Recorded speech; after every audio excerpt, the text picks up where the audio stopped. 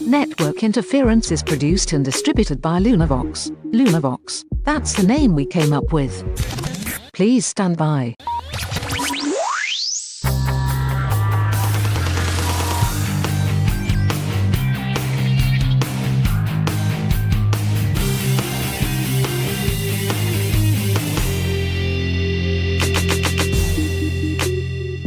Marlowe, we are here on another episode of Network Interference. I am excited about this one. Me too. I'm really excited about this. I'm very, very, very excited. I'm very, very, very excited. Why are you so excited about this episode? Well, we're talking a little bit more about AI and more about it in media, which I think will be really interesting. We started this season with a conversation with our friend Eric about artificial intelligence art. After that episode, I got to thinking about our idea for triple features, where we try to select 3 movies. And we've never done this before. This is going to be our first triple feature. This is our first triple feature. Yes. We're going to have a party, an AI movie party about AI, artificial intelligence in the movies. And we're going to invite just robots. Okay, only robots. Me, you, and some robots. And maybe one friend. Maybe Eric. Maybe Eric. Yeah, he should join. So let's get Eric on the phone and let's put together our list of triple features for artificial intelligence movies. AI movies. AI. That's what we'll call it. AI. Okay.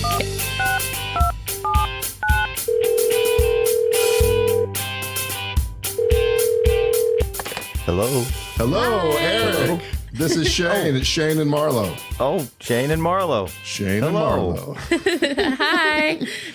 We are recording another episode of Network Interference. You want to be a part of it? Okay, what's the episode? Well, we are talking about artificial intelligence in movies because we had the conversation recently with you about artificial intelligence art. And that was a lot of fun. We didn't get around to talking about artificial intelligence in movies and music and There's maybe a lot of television movies. shows. There really is. There's a lot more than I thought that there would be when I started researching it a little bit. It's a really big theme in our world to have movies about robots and I guess the future. When do you think that started, Eric? When did the world become interested in artificial intelligence? Was it The Wizard of Oz, the Tin Man? Oh, maybe. I think it goes before that. If you're looking at movies, you can go back to Metropolis with Robot Maria and all of that. Or the Machine Man, as the Germans call it. Well, Marlowe, we're going to let you get started with our triple feature selection. Do you have a suggestion for a movie that features artificial intelligence? Sure. So I was going to talk about Her today, which came out in 2013 and is about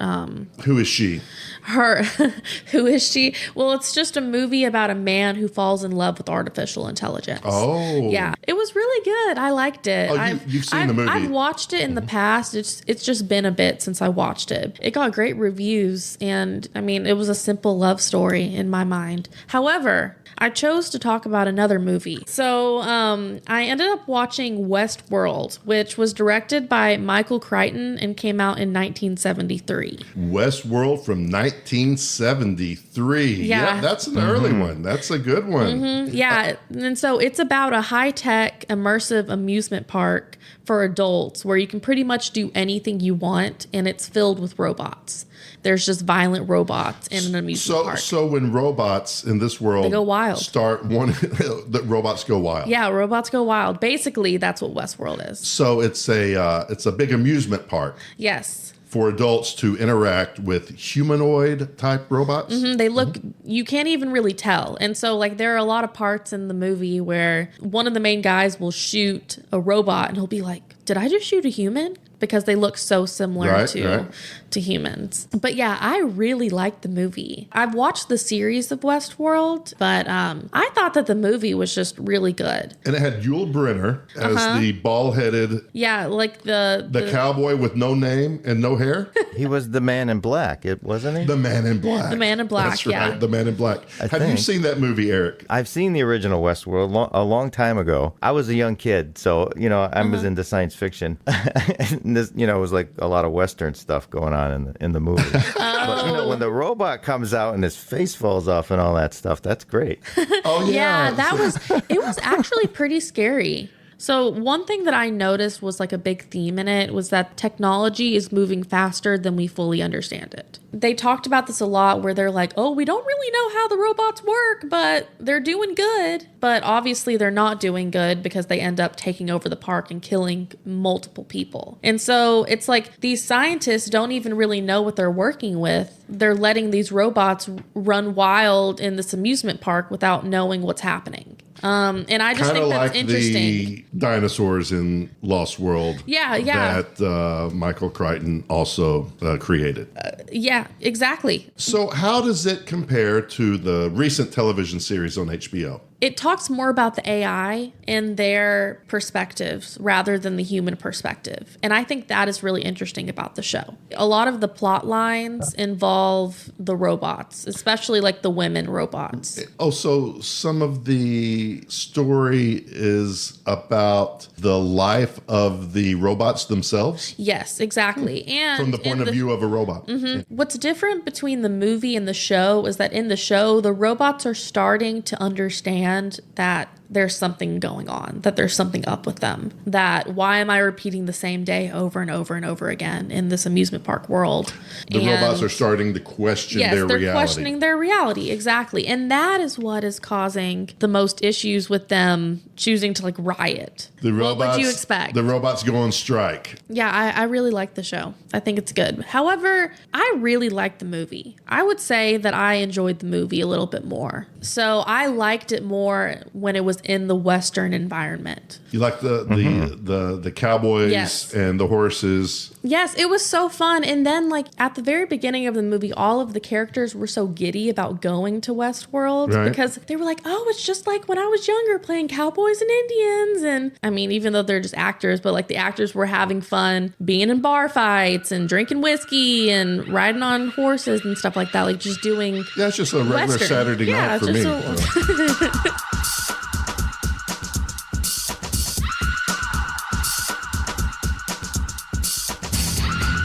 Well, I was going to talk about... Yeah, what were you going to talk about? A movie that I thought was a great movie about artificial intelligence. Okay. It's John Hughes' Weird Science. Okay. From 1985, I believe. Mm-hmm. Now, this isn't the movie I chose. I chose, I think, a different movie, but I was going to go with Weird Science. It's about two randy teenagers. Okay. Right? They can't seem to attract any of the ladies at school, so they get on a computer and they create a artificial intelligent woman. Mm-hmm. A dream, like a supermodel. Somehow.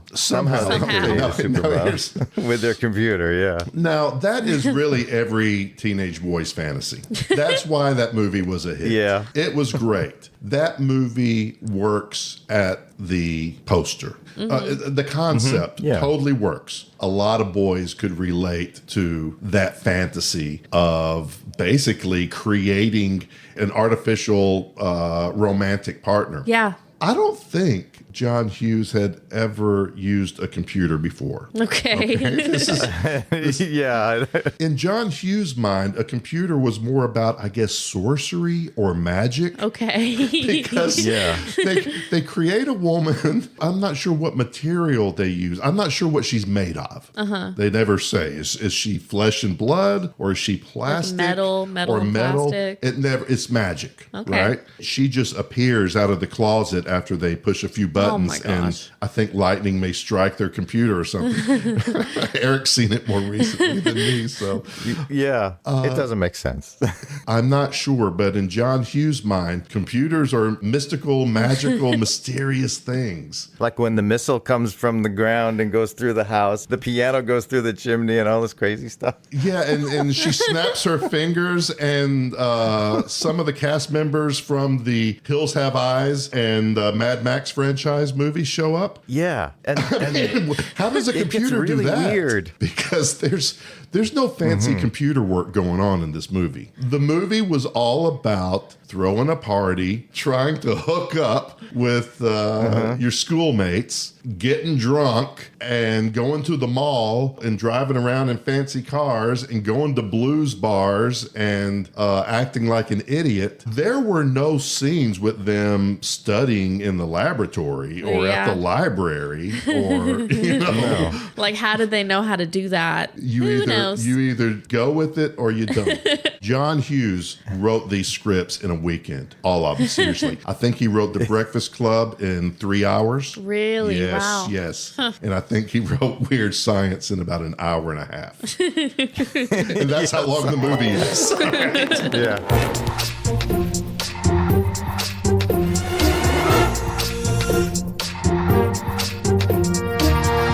So now I'm going to talk briefly about the movie I did pick, Robot and Frank. Oh, I love that movie. One of my favorite movies. I like that movie. It's a bittersweet movie, pretty simple movie, and it is about an older guy played by Frank Langella. He has, I guess, dementia, Alzheimer's or dementia. He's got memory issues, that's for sure. He's living alone, and he is a retired or semi-retired jewel thief, cat burglar.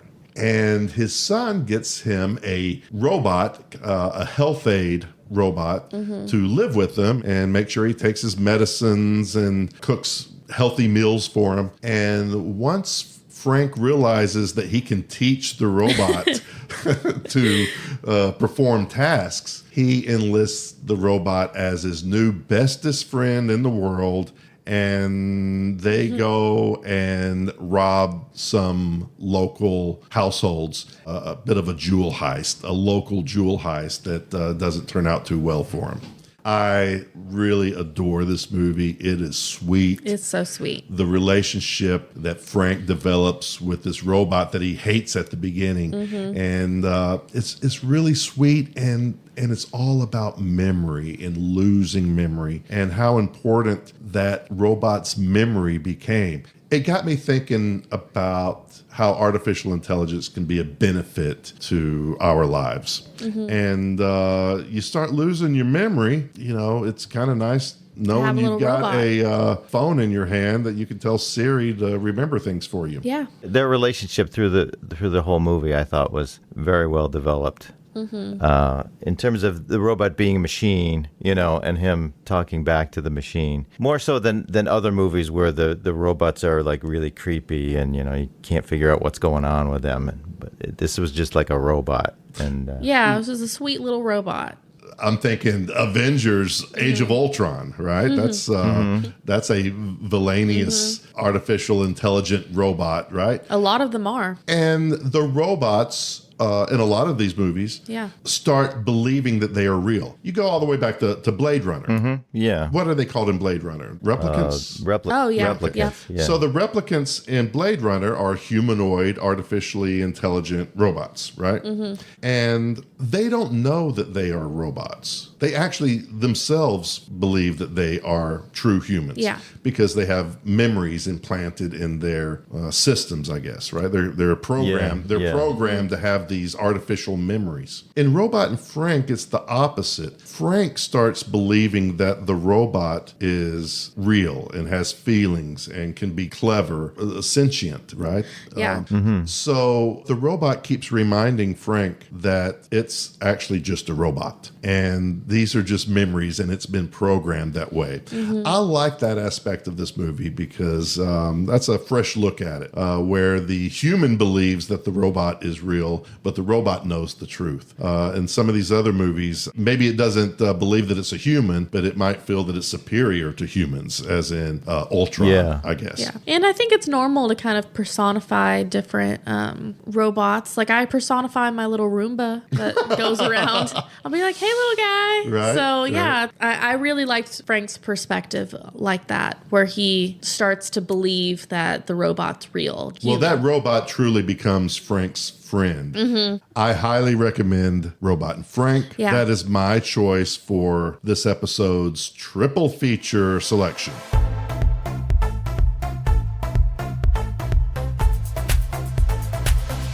So, Eric, what wonderful movie about AI have you brought for us to learn about and discuss? Well, I got two movies, but I think my favorite movie is about AI. It's a more recent movie called Ex Machina. Oh, yep. That's one that I was going to watch and ended up not watching it. How'd you like it? Oh, it's wonderful. But first, if we talk about any movie, we really have to talk about AI by Steven Spielberg. If we're going to talk about AI movies. Oh, he's got a movie called AI, or is it artificial? AI. AI. Oh, Okay. All right. Artificial intelligence, okay. yeah. So he's not even trying to be vague about it. No, this was a movie that was developed for many, many years by Stanley Kubrick. And apparently Stanley Kubrick couldn't hack it, and he couldn't make the movie. So he gave it to Steven Spielberg to finish. And he finished it after Stanley Kubrick passed away. But it's a very frustrating movie for me because it is really, really great. It's like one of the best science fiction movies ever for like 40 minutes. Oh, is it the first 40 minutes? The first 40 minutes, Okay, yeah. all right. Okay. Until the mom leaves the kid in the woods, right? The kid is a robot. There's this family, and their son is sick and is in hibernation, because they can't cure his disease. So they get a robot kid to like replace him. Oh my gosh. And they have this robot kid for a while, and then they cure their son, right? And then their son comes back, and then there's two kids, and then it's kind of a rivalry between the robot and the Yeah, I bet. yeah. Jeez, I couldn't imagine that. Just replacing your kid with a robot. Yeah, it's creepy, but it's also really charming at the same time. It's very bizarre. Oh, it's amazing. And then they have to get rid of the robot, so she leaves the robot in the woods, and then the kid robot goes on all these adventures. It becomes like an episodic kind of thing, like Lord of the Rings or something like that, where you go from land to land, and then it just progressively gets worse and worse and worse. And then But you think he the never movie's gonna ages, end, right? and then Does he stay the and then same it doesn't age? it? Yeah, he never ages, and it goes on, and it's like I think, oh, this is the end of the movie. This is the end of the movie, and then it doesn't end, and then it keeps going on, and then you think it's the end again, and then it doesn't end. you're like, when does this movie end? And by the end, you're like, oh my god, this movie is the worst movie ever made.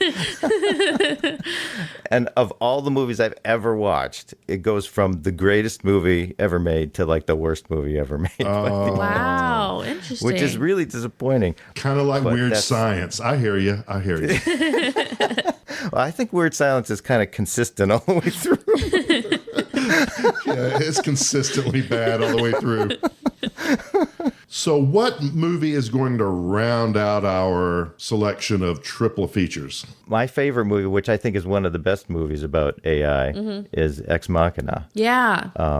It's relatively recent. It's about this guy who works at this tech company, and he wins like the lottery or something, and he gets to go to this rich guy's house, the guy who owns the company where he works, who's kind of an Elon Musk kind of guy, and he's like out in the middle of nowhere. He has a robot AI that he's like developing there, and he brings this one employee to do the Turing test to see if the AI has intelligence. And it's this girl robot that he interviews throughout the movie, and it's really, really amazing and creepy. Oh, yeah. I've heard that it was a really creepy movie. I really do want to watch that. That sounds interesting. Mango? Is don't- it based on a mango? Manga. Yeah, I don't. I think it's an original movie. It's this original. guy Alex Garland directed it, and it was his first movie. Well, I'm going to check that out. Yeah, we should watch it.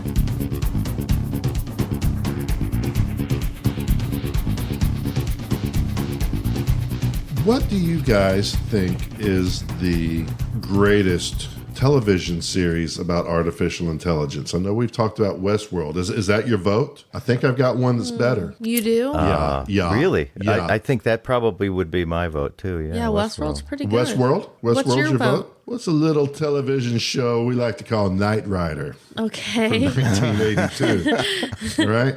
Yeah. Knight Rider is about Michael Knight, played by David Hasselhoff. We love him. We love him. Everybody loves him. They love the Hasselhoff in Germany. He's got like 30 number one hits, I believe, in Germany. Oh my gosh. He's a big pop star there. But here in America, we fondly remember him as Knight Rider with his Pontiac Trans Am souped Something like up that. with a computer in it. Nigh indestructible. Put a dang computer in it with a voice chip. so it can talk. It's one of the most famous TV cars, probably after the Batmobile. Wow. I think so. You got the Batmobile, then Kit from Knight Rider, and then Dragula from the Munsters. And those are Yeah. all almost as famous as Chitty Chitty Bang Bang. Another early artificial intelligence. You're right. You're right. Okay.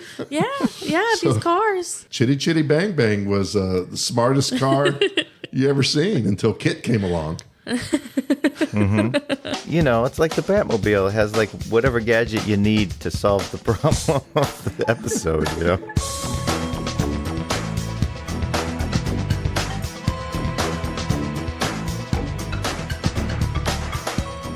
Did you ever listen to Kraftwerk much, Eric? Oh, yeah, I love Kraftwerk. I'm the operator with my pocket calculator. I think that's the only lyric, isn't it, Mark? Pocket calculators. Okay. That was artificial intelligence to me when I was growing up. Pocket calculator. Pocket calculator? In a way, yeah. I don't remember a time before calculators. So. Really? Huh? I don't know. Do you?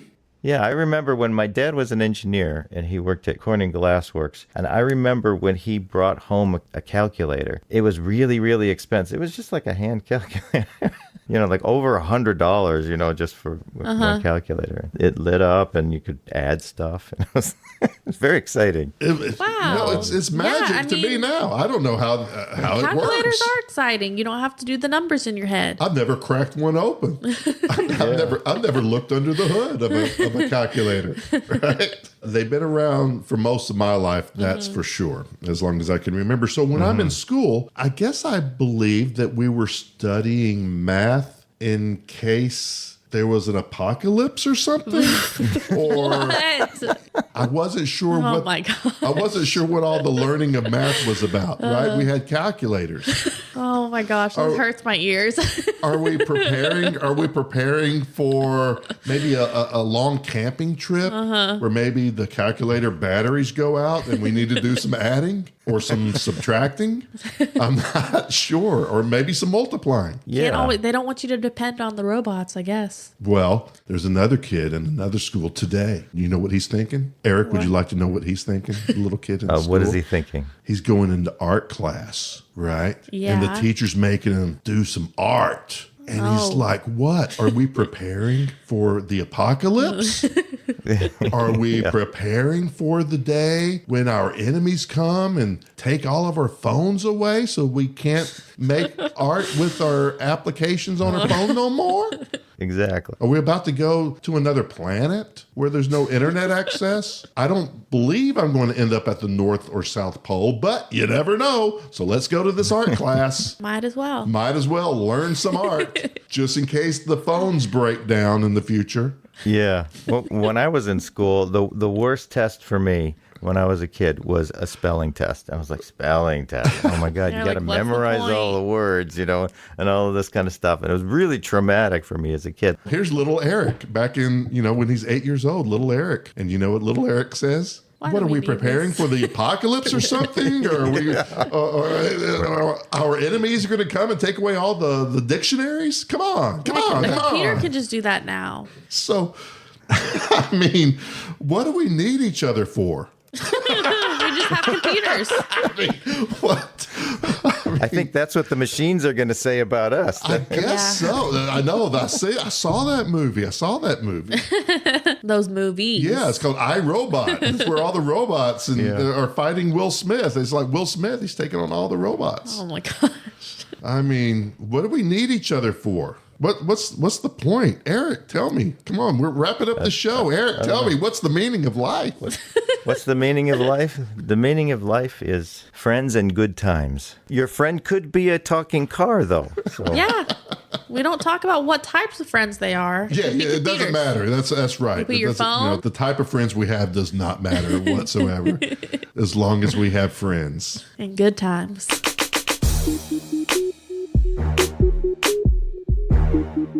I want to thank myself for being here. Yeah, thank you.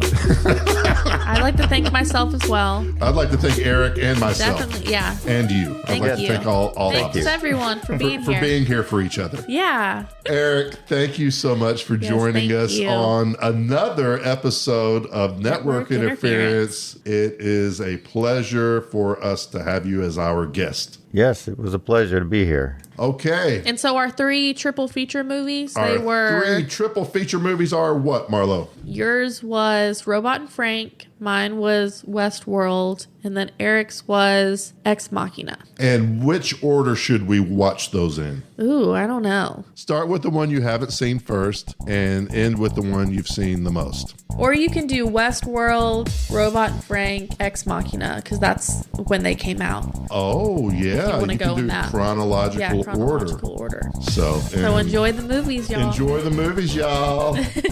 And we'll see you soon on Network Interference. Bye.